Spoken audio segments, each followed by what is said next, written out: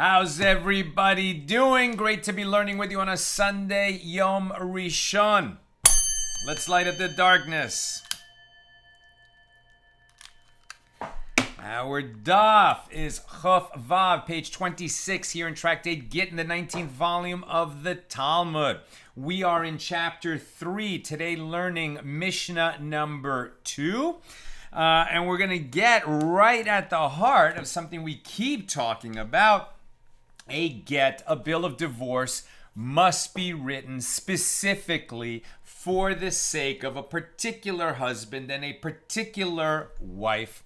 So as we say over and over again, you can't take a get off the shelf. You can't take a get that's written in advance. You can't use a get that was written for someone else. But can any part of that get be written in advance, saving the essential parts to be written for that particular husband, for that particular wife? Let's see. Oh yeah, who's in the house? Bill in Mid-Missouri, Joe in the Inland Empire, Yehudit in Budapest, Paula in the Great Northwest, Shandor in the Bronx, Clarice in Ciudad de Mexico, John in Maine, Lucy in Minnesota, Ryan in Florida, Marjorie in Georgia, Elisa Shalom, Marjorie, it is a dark and stormy day here. Hope the weather for graduation is better all those miles away.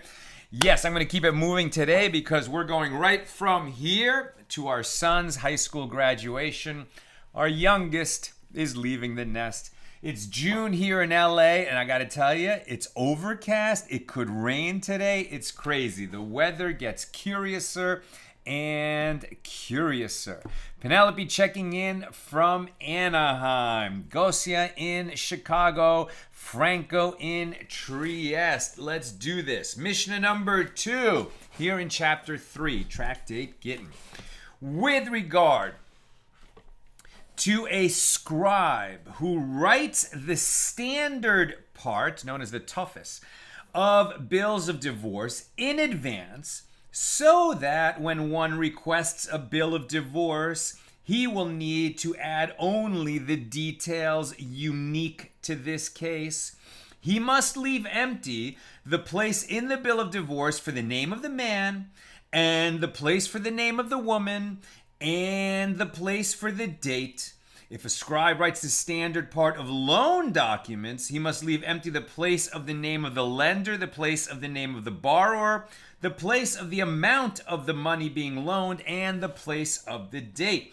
If the scribe writes the standard part of documents of sale of land, he must leave empty the place for the name of the purchaser and the place for the name of the seller and the place for the amount of money for which the land is being purchased, the place for the description of the field that is being purchased, and the place of the date when the sale occurs. And this is necessary due to the ordinance, as the Gemara will explain.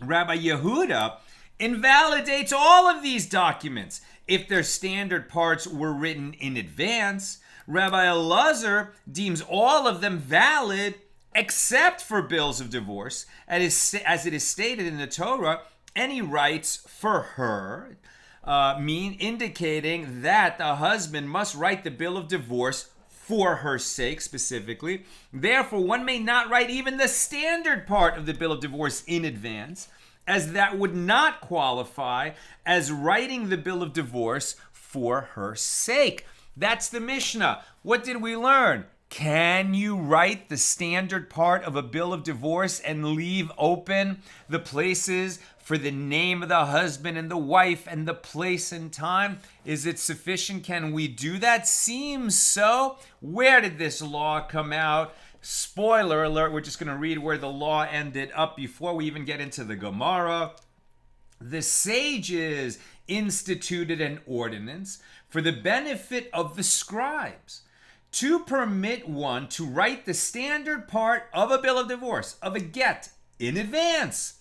When the scribe writes this standard portion, he must leave empty, blank, leaving room for the husband's name, the wife's name, the date, and this was what was not mentioned in the Mishnah, and for the words, you are hereby permitted to any man, meaning that's the opposite of when she's married. When she's married, she's prohibited to all other men and permitted only to her husband. When she becomes divorced, she again becomes permitted to go marry any other guy. And those are the operative words in the get. So the scribe can prepare some standard boilerplate language, and that is not going to violate the requirement that the get be written specifically by this husband for that wife, so long as the scribe does not write leaves a blank space for the husband's name, the wife's name, the get, and the words, you are hereby permitted to any other man. And this is in accordance with the opinion of the first Tana and Shmuel's statement, as we shall see. Now, our Mishnah, interestingly, also ruled on other matters that have nothing to do with the get, but are related because they're contractual agreements. So can the scribe write standard language for a loan agreement, a purchase agreement for a piece of land, etc.? And so Rabbi Elazar deems all of these documents valid that are written in advance, at least the standard part of them, except for the get, right? A scribe may write the standard part of loan agreements, loan documents in advance, writing even the name of the borrower, the creditor, and the amount of the loan. However, he must leave blank, leaving room for the date to be recorded so that the document will not be predated. And this is in accordance with the opinion of Rabbi Elazar.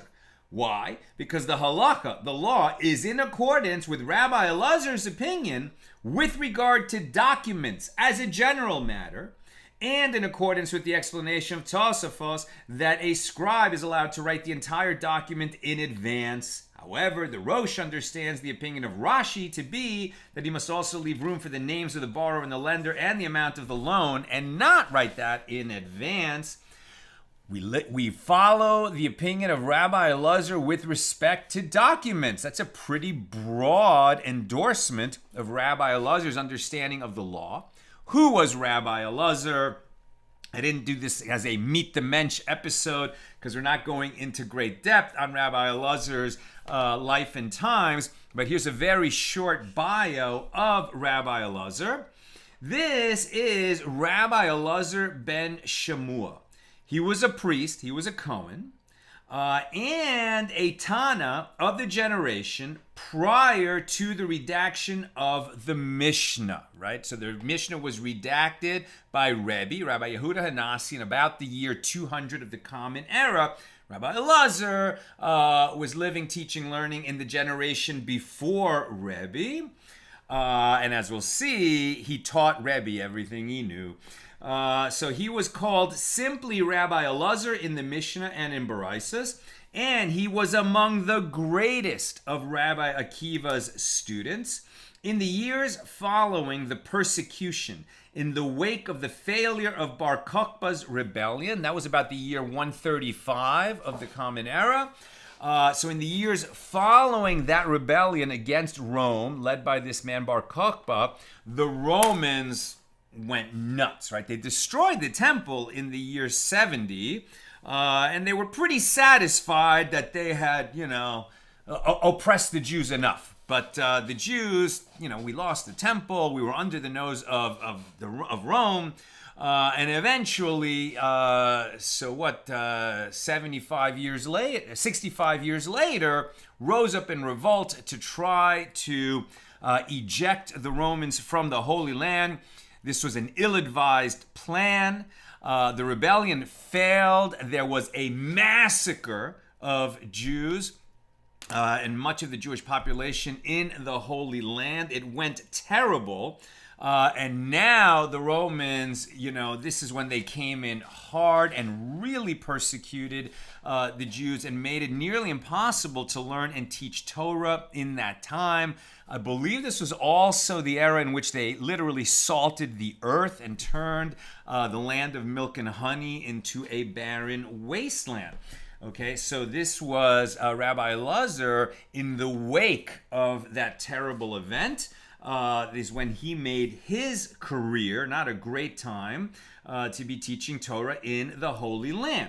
But Rabbi Elazar was among the leaders of the generation, and despite this dire situation that I just described, he had many students, right? So people did not turn their back on Torah despite the vicious persecution of the Romans. And among Rabbi Elazar's students was Rabbi Yehuda Hanasi, who came to be known as Rabbi, the redactor of the Mishna. Why was the Mishnah written down? Because of this terrible persecution of the Romans that went on and on and on. And Rabbi and the sages of his generation were afraid that the whole oral tradition might be lost. And that's why they wrote it down. Not many of Rabbi Elazar's laws are cited, meaning his rulings of halacha, of Jewish law, are cited in the Mishnah. However, he was held in very high esteem by the sages of the following generations. The Amora, the rabbi of the Gemara, named Rav, referred to him, to Rabbi Elazar, as the most gratified of the sages.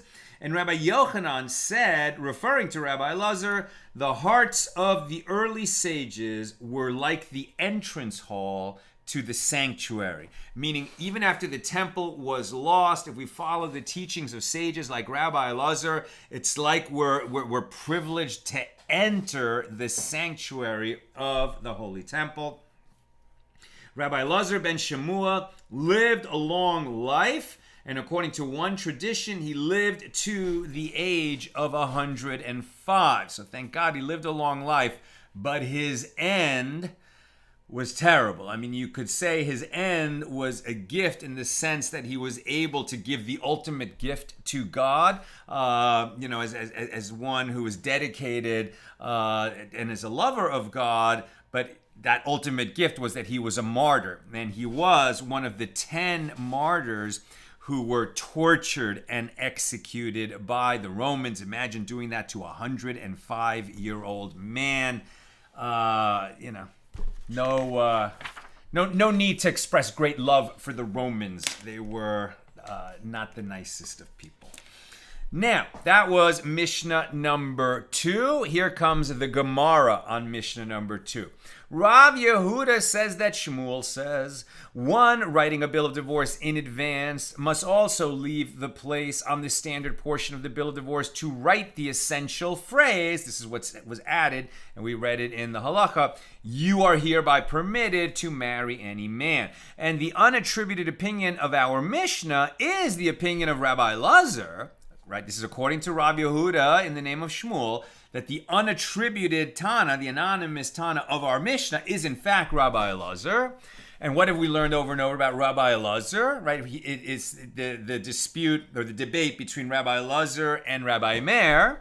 Rabbi Elazar says, when does the divorce become effective? When the get is delivered to the woman before witnesses.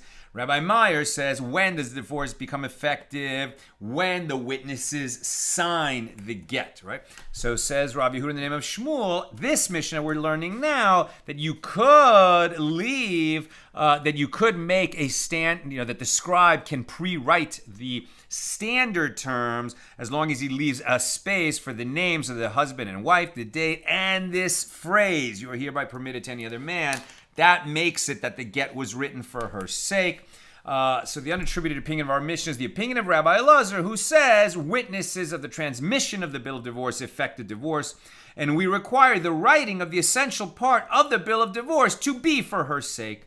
So if one holds the other opinion, Rabbi Meir's opinion, that signatory witnesses on the bill of divorce effect the divorce, then the words, and he writes for her, are just referring to the signing of the bill of divorce and the writing itself need not be done for her sake. So as we see, we hold by Rabbi Elazar in this matter.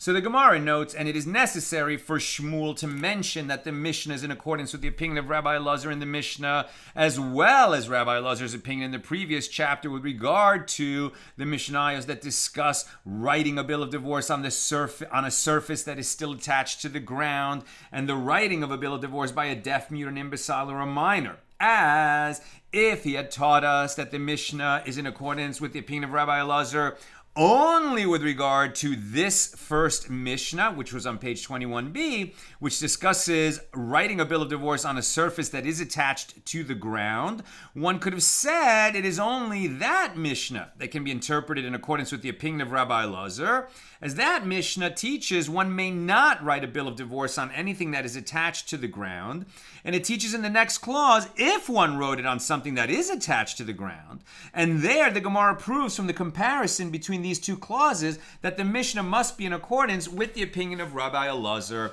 Right, back then, at least, right, we saw that a priori you can't write a get on a leaf that's still attached to a tree.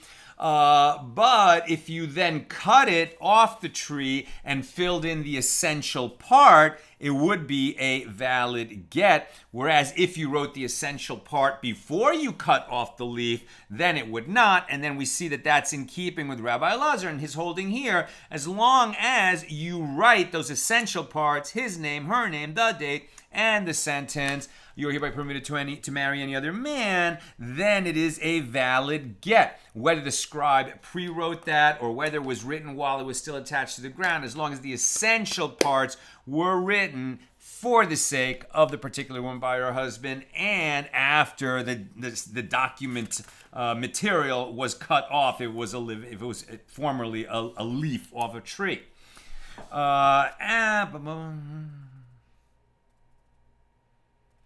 However, in the latter clause of the next Mishnah that we encounter on page 22b, which taught that the reason a bill of divorce may be written by a deaf, mute, an imbecile, or a minor is that the ratification of a bill of divorce is only through its signatories, which sounds like Rabbi Meir, one could say that this is the opinion of Rabbi Meir, who said signatory witnesses on the bill of divorce effect the divorce, and the Mishnah is discussing a case where the entire bill of divorce was written by the deaf, mute, the imbecile, or the minor. Therefore, it was necessary for Shmuel to state that this Mishnah is in accordance with the opinion of Rabbi Elazar, and is discussing a case where the essential part of the bill of divorce was left empty.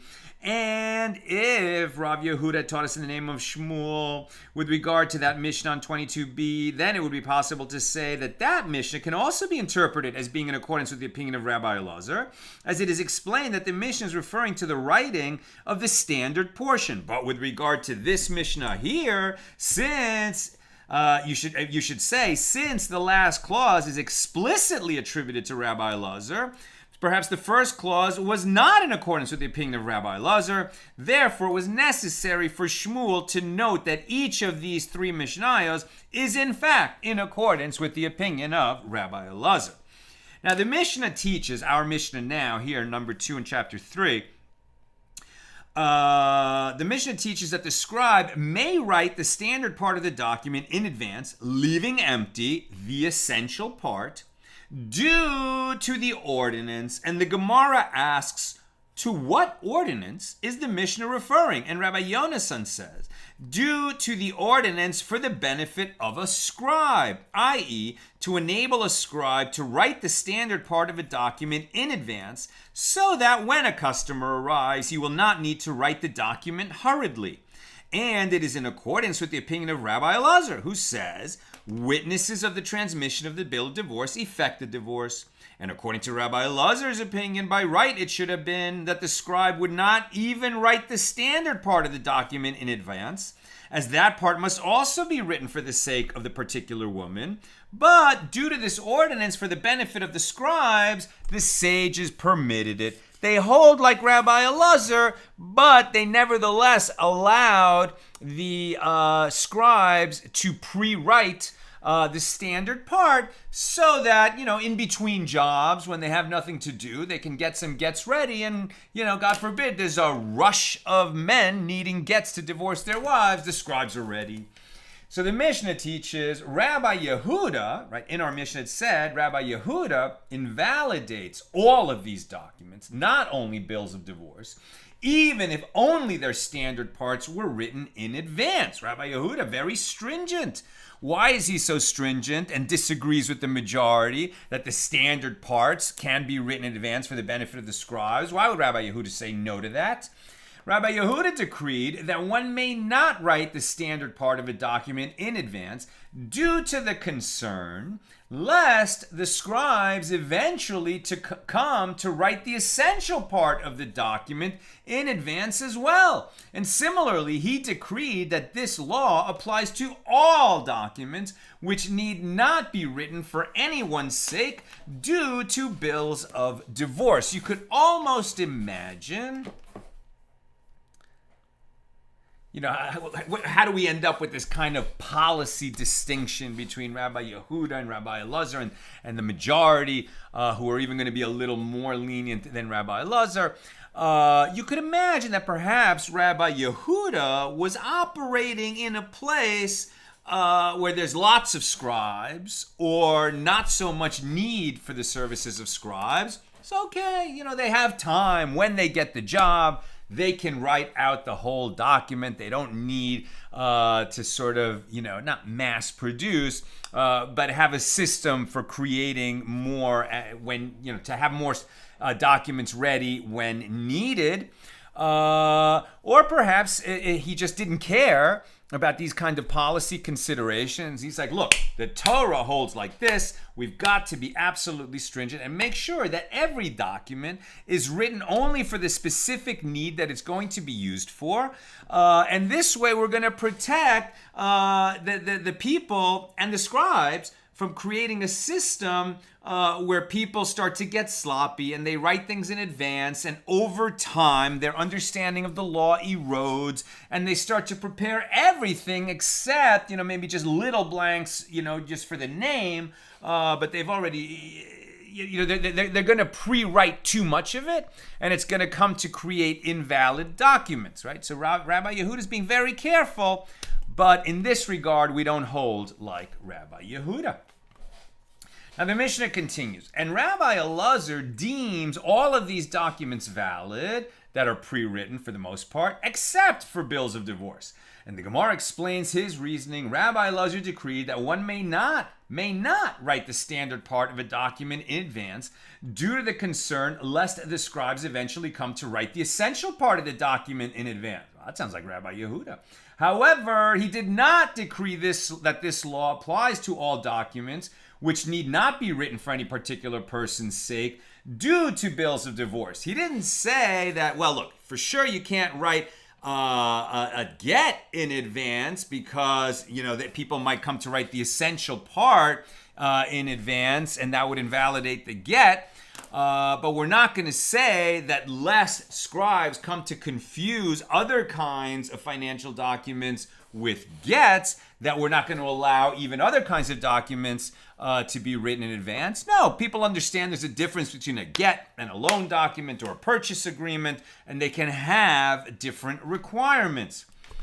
Now, the Mishnah teaches that Rabbi Elazar invalidates bills of divorce when the standard part of the document was written in advance, right? That's what Rabbi Elazar would have said, but the sages made this ordinance for the benefit of the scribes. So even though they hold like Rabbi Elazar, they were more lenient than Rabbi Elazar for that policy reason. The Mishnah teaches that Rabbi Elazar invalidates bills of divorce when the standard part of the document was written in advance, as it is stated in the Torah, and he writes for her, meaning the husband writes for her, this husband for that wife, which teaches that it must be written for her sake. And the Gemara asks, but when it is written and he writes for her, it is about the essential part of a document that it is written and not about the standard part, right? The Gemara is challenging Rabbi Elazar's ruling. And the Gemara answers, rather say that Rabbi Elazar invalidates bills of divorce when the standard part of the bill of divorce is written in advance because it is stated with regard to the essential part of the bill of divorce, and he writes for her, which teaches that it must be written for her sake. In other words, Rabbi Elazar decrees that even the standard part of the document must be written for her sake due to the fact that the Torah delineates this requirement with regard to the essential part of the bill of divorce, and over time the scribes might come to confuse that they are allowed to write the standard part with the fact that they're not allowed to write the essential part, and they might start to write the essential part in advance. So Rabbi Elazar would agree, according to this understanding, that you can write the standard part in advance as long as you write the essential part for this particular couple. But as a matter of policy, he said no, because the scribes might come to get it wrong over time. Now we're on 26b. The Gemara asks if the first clause of the Mishnah is in accordance with the opinion of Rabbi Elazar. This is difficult, as there is a contradiction between the explicit statement of Rabbi Elazar in the last clause of the Mishnah, where he rules that a scribe may not write the standard part of a bill of divorce in advance, and the statement of Rabbi Elazar in the first clause of the Mishnah, if indeed that is Rabbi Elazar's statement.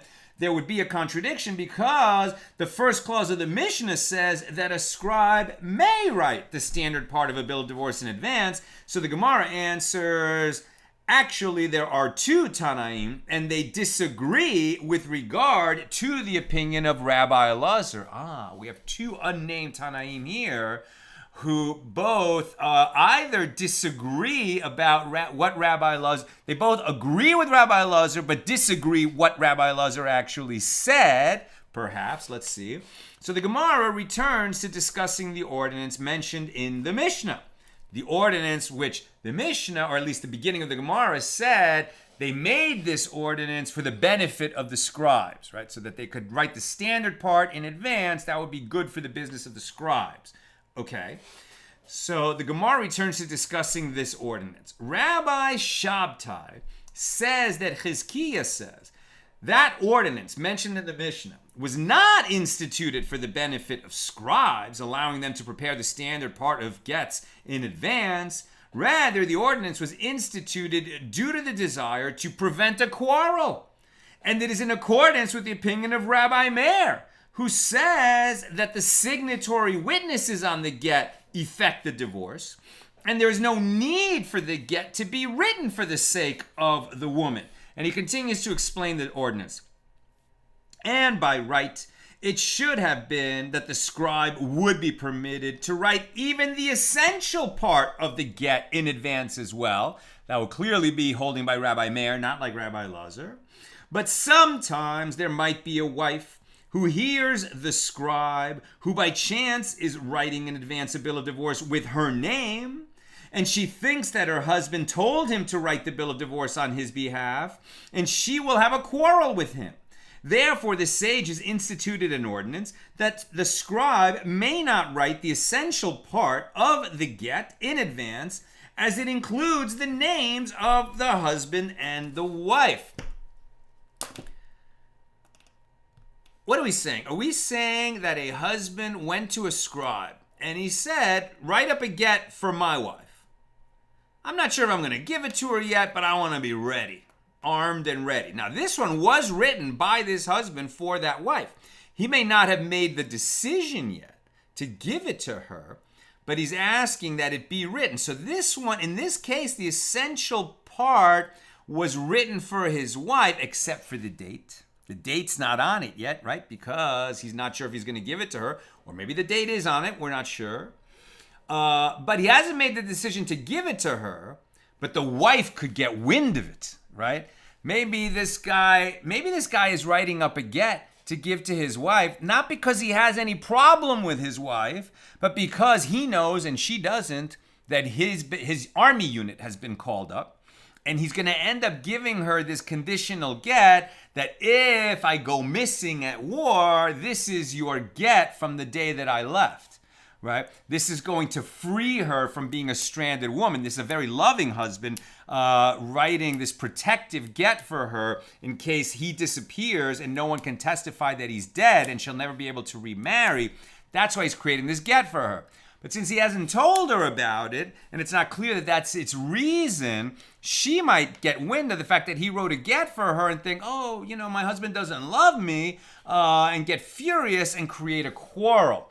And so the sages said, okay, putting aside this particular set of facts of the get for war, which maybe should only be written really on the eve of going away to war, that otherwise we don't want any pre-written gets with particular names on them because it could lead, to quarrels and interfere with shalom bayis, with the peace of the home.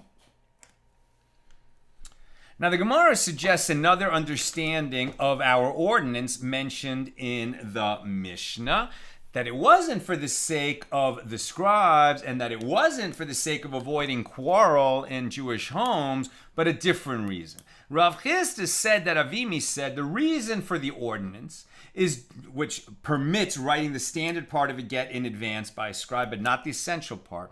Rav Chisda said that Avimi said the reason for the ordinance is due to the desire to provide a remedy for deserted wives. To protect women from becoming an agunah. How so? Some say that he explained the Mishnah in accordance with the opinion of Rabbi Meir, who said that if the witness is signing the get affects a divorce.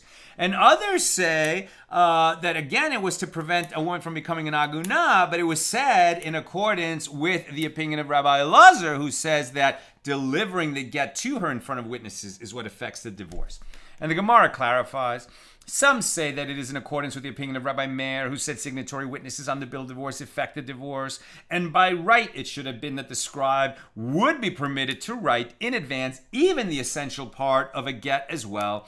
But sometimes there could be a situation when the husband has a quarrel with his wife and he becomes angry with her, and he might throw the bill of divorce to her and desert her and leave her divorce because he possessed a bill of divorce that had been prepared in advance. And the sages therefore instituted that a complete bill of divorce may not be prepared in advance to ensure that it would take time for the husband to obtain one, in the hope that he would calm down in the interim and reconsider. Here you see that a completely filled out get is like a loaded gun, and you shouldn't have such a thing in the house, right? So there's a cooling off period. It's like a 10-day waiting period concept, right? It's really comparing the get to a gun in the sense that if a husband has a completely filled out get in his possession, and then he's just in a fit of anger, he just gives it to her, okay, well then they're divorced. Right? Because it wasn't the writing, even with the witnessing, that makes the divorce happen. It's when he gives it to her. Now, that has to happen in front of witnesses, but then she becomes divorced. And they would say, no, you only are going to write the get up at the time that you're willing to get the divorce, and since that's going to take some time, he won't be in the heat of anger still. Now, some say that he explains the Mishnah in accordance with the opinion of Rabbi Elazar, who says witnesses the transmission of the bill of divorce affect the divorce, and by right it should have been that scribes would not be permitted to write in advance even the standard part of the bill of divorce as well, due to decree, lest they come to write the essential part in advance. But sometimes the husband needs to travel to a country overseas, and he will not find a scribe who can write a bill of divorce for him, and he will abandon her and go and desert her and leave her in this position. So the sages instituted that scribes may write the standard part of the bill of divorce in advance so that they can finish it quickly by simply adding the essential part before the army unit ships overseas. Now, new subject. The Mishnah teaches that the scribe must leave a place for the names and a place for the date. They can write the standard part, but they must leave the essential part blank, and that includes the names of the husband and the wife and a place for the date. And the Gemara comments, the Tana categorically teaches this law. It is no different if the divorce is from a state of marriage, and it is no different if the divorce is from a state of betrothal. As we've mentioned many times, when we talk about betrothal and marriage in the Talmud, it is not analogous to engagement in marriage in modern culture.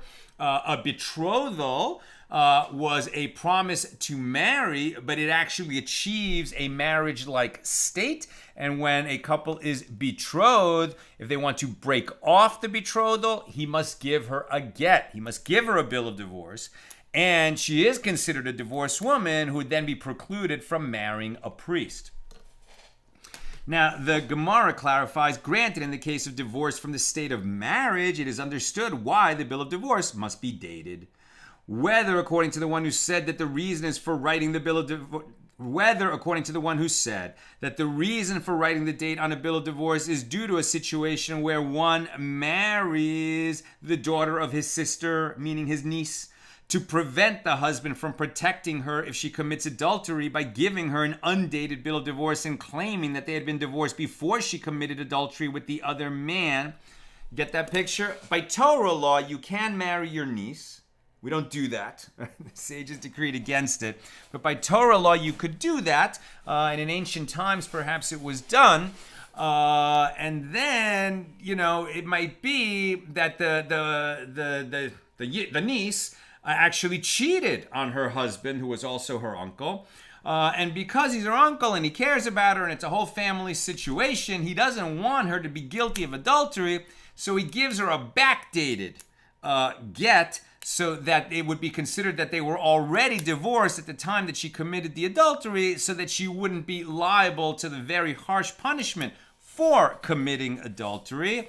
But if the adultery produced a child, that child is a mamzer.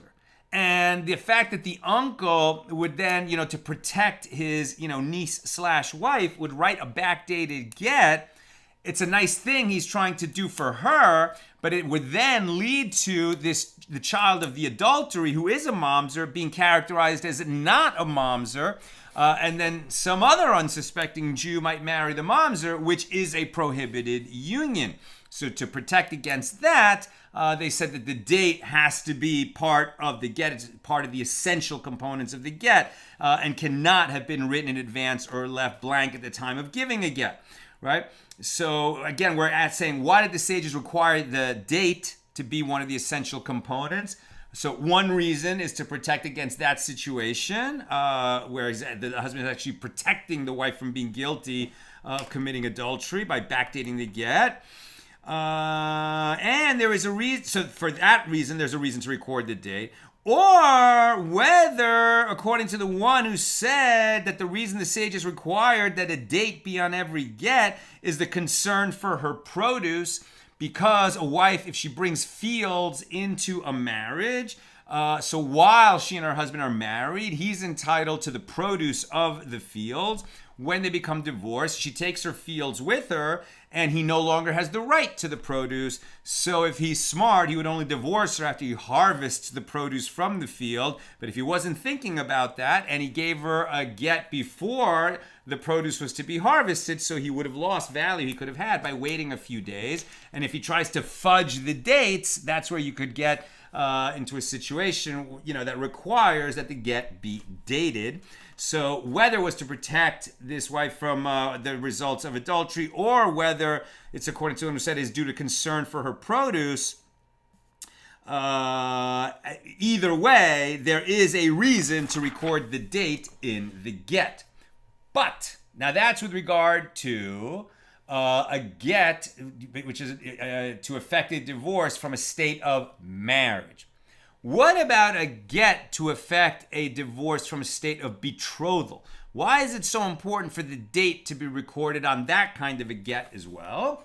But in the case of divorce from the state of betrothal, granted, according to the one who said that the date is written on a bill of divorce due to a situation where one marries the daughter of his sister, so there is some concern where she is divorced after being betrothed, as the laws of adultery take effect from the time of betrothal. A betrothed woman is no more allowed to commit adultery than a married woman. But according to the one who said that it is due to a concern for her produce, does a betrothed woman have produce? In any case, the husband has a right to use his wife's property only after they are fully married, not when they are betrothed.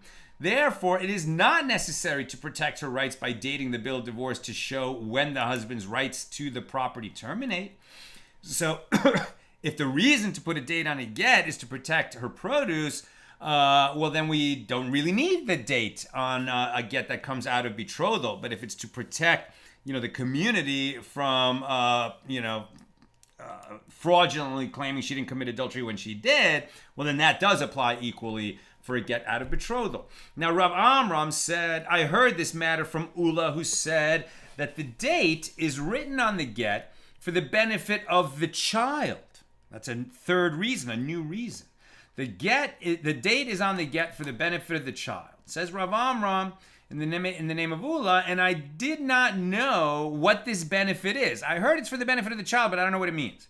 Now, once I heard that which is taught in a baraisa, with regard to one who says, write a bill of divorce for my betrothed, as when I will bring her to my home in marriage, I will divorce her with it. Well, this is not a valid bill of divorce. And Ula said, what is the reason that it is not a valid bill of divorce? Since once he marries her, she may become pregnant, there is a rabbinic decree due to the concern, lest they say that receipt of her bill of divorce precedes conception of her son, as it was written while they were betrothed. Here too, the reason the scribe must leave the place of the date in a bill of divorce for a betrothed woman, meaning that it is still part of the essential components that must be written for her sake, even if she's a betrothed woman as opposed to a married woman. And the reason is that the husband may marry her before divorcing her, and there is a rabbinic decree due to the concern lest they say that receipt of her bill of divorce precedes conception of her son. So interesting, right? They're betrothed, and he writes up a bill of divorce for her, but leaves the date blank. And then he's kind of like wallowing. Do I want to just end this betrothal, or do I want to go ahead and marry her? And if he goes ahead and marries her and then changes his mind and uses the get, well, which came first? Did he give her the get before they got married, or did they get married before he gave her the get? And that would obviously make a big difference if there was a child of that union. Rabbi Zera says that Rabbi Abba Bar Shela says that Let's start again. Rabbi Zera says that Rabbi Abba Bar Shela says that Rav Hamnuna Sava says that Rav Ada Bar Ahava says that Rav says. There's a nice chain of transmission. The law with regard to writing the standard portion of the bill of divorce in advance is in accordance with the opinion of Rabbi Elazar, that such a bill of divorce is not valid. That is not where the law ended up. Upon hearing this, Rav proclaimed about Rabbi Elazar, he is the most gratified of the sages, as the halacha is in accordance with his opinion. And the halacha would be in accordance with his opinion by principle, but perhaps for the sake of the scribes, perhaps for the sake of an aguna, the sages said, no, it's okay. The standard part can be written in advance.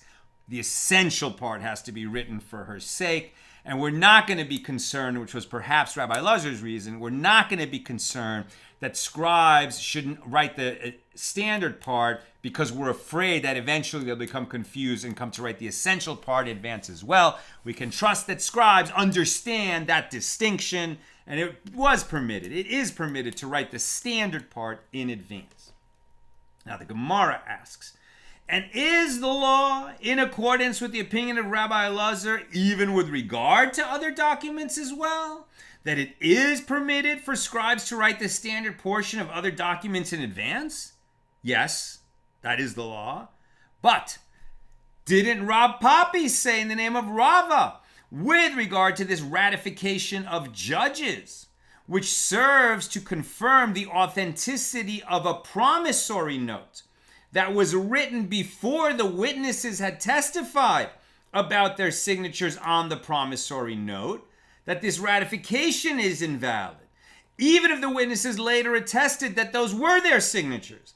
Apparently, it has the appearance of falsehood because the court ratified the document before hearing the testimony. Well, here too, if one writes the documents in advance, they have the appearance of falsehood. Do we want courts to be accused by the public of having an appearance of falsehood because we allow them to ratify documents before they've actually been signed or before the testimony is heard? And isn't that somehow similar to allowing other kinds of documents, loan documents, purchase agreements, to have their standard terms written in advance, as long as the essential parts are left blank and those are filled in at the correct time?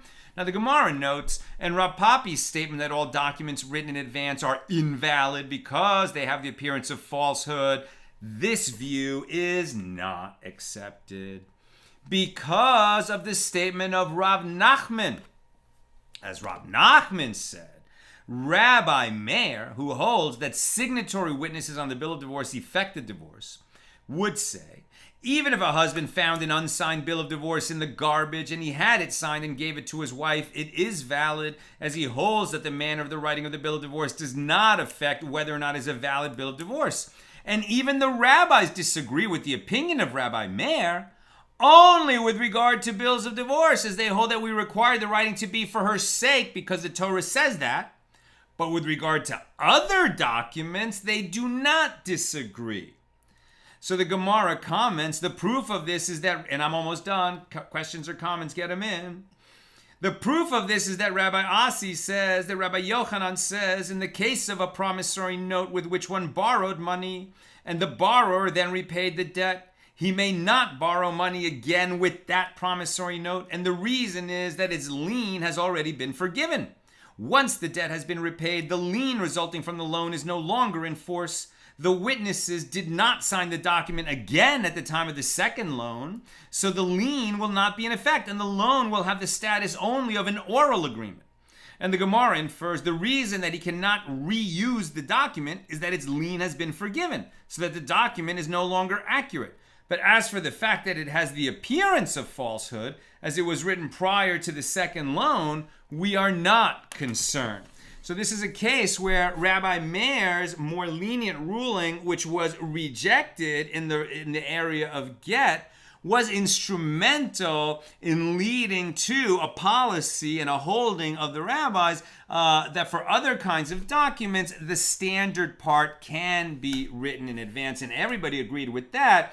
And the sages had to decree that even for a get, the standard part could be written in advance. And perhaps that was for the benefit of the scribes or for the benefit of the wife. But in any case, that's where the law ended up. Okay, and that concludes our teaching for today, and it concludes page 26 exactly, and it concludes our discussion of Mishnah number 2 here in chapter 3. Tomorrow, Monday at the regular time, 6 p.m. Pacific, we'll take up Mishnah number 3 here in chapter 3. Nina and I are on our way to our son's high school graduation, so maybe I could take like 1 or 2 questions if they're here on Gittin page 26. Nina says, no questions, we must leave. Okay, I'm sorry, we gotta go. All the best, my holy sisters and brothers, and speak with you tomorrow.